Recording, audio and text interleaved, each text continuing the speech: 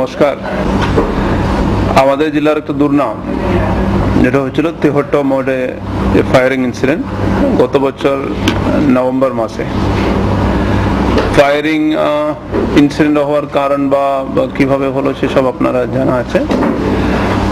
Firing থেকে মারতে হয়েছিল, ওখানে একটা কমিউনাল টেনশন, দু সম্প্রদায়ের মানুষের মধ্যে বিরাট একটা সাম্প্রদায়িক দাঙ্গা মতন হয়েছিল।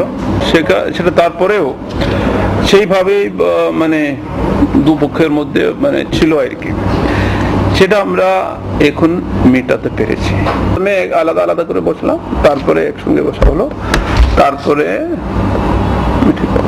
পলিটিক্যাল পার্টিদেরকে এমএলএ সবাই ছিলেন, দুজন এমএলএ, সভাপতি, প্রধান, পলিটিক্যাল পার্টি রিপ্রেজেন্টেটিভ। আমরা এখানে একটা মৈত্রী উদ্যান করবো আর কি।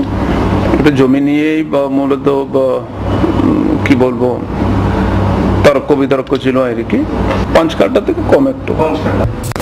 মৈত্রী উদ্যান হবে, মৈত্রী নামটাই দিলাম সবার জন্য। এইটার পরিপালন করাটা এরাই করবে।